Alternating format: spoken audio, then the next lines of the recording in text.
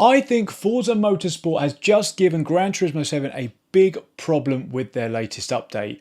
Genuinely, I'm not exaggerating or anything like this. I think they're going to have an issue. So, of course, Forza Motorsport is just around the corner. It's going to be released in October. And in the lead up to this, they've been doing live streams on their YouTube channel with their creative director, basically going through all the main features of the new game. And the latest one, August's, covered online multiplayer, which I know many of you, do a lot of. The first element they touched on was the featured multiplayer, which is essentially a replacement for the hoppers and league races of old Forzas.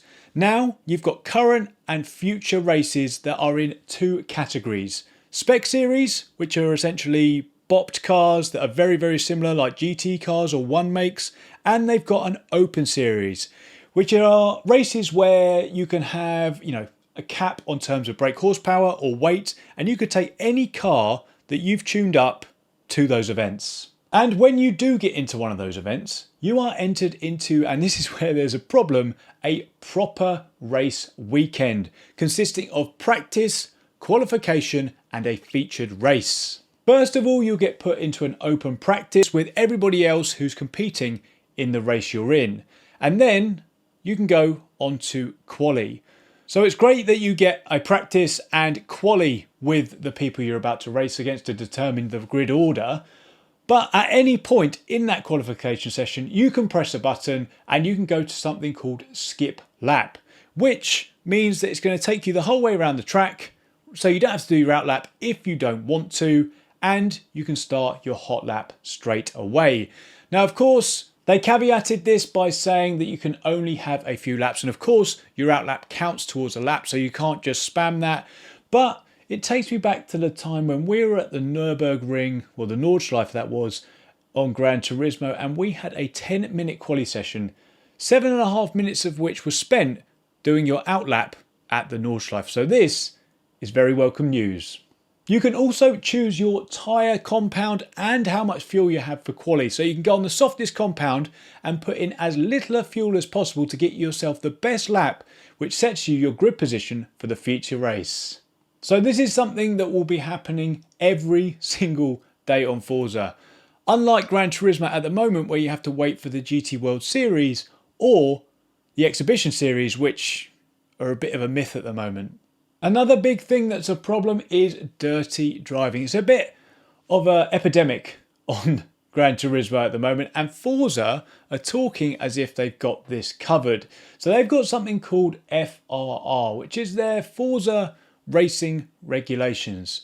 And they're going to be looking at things like track cuts, intentional crashes, and dirty driving. They even specifically mention that if the offence is bad enough, you can get disqualified from the race. The system is machine learnt, so it can be adapted and it can be changed. All we're really used to on Gran Turismo 7, unfortunately, is an increase in severity or it being turned off completely.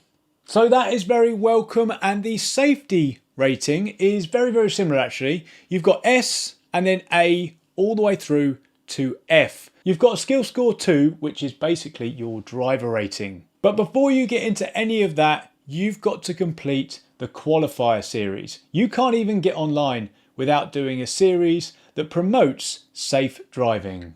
So the biggest takeaways of that for me were whole race weekends. You can use any compound of tyre you want. You can use any amount of fuel you want. And we're going to have a really, well, they advertised a really good safety rating system to combat all of the dirty driving that we've had on Gran Turismo 7.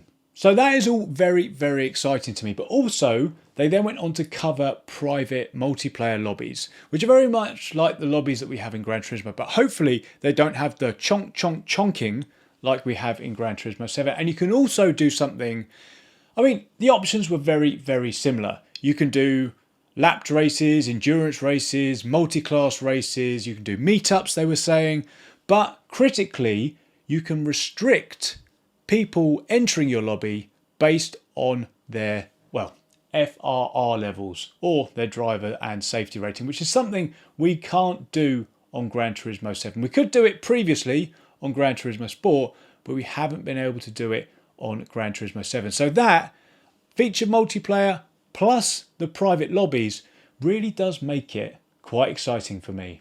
So yes, that's my view of Forza Motorsport and why I think it's going to be giving Gran Turismo 7 quite a problem when it arrives in October.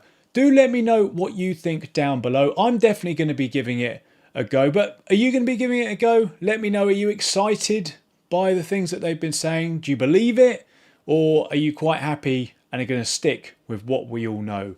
Let me know in the comment section down below. As I said, please also do make sure you like the video if you enjoyed the video. Please also make sure you're subscribed if you're new around here or if you haven't already. And I will see you in the next one.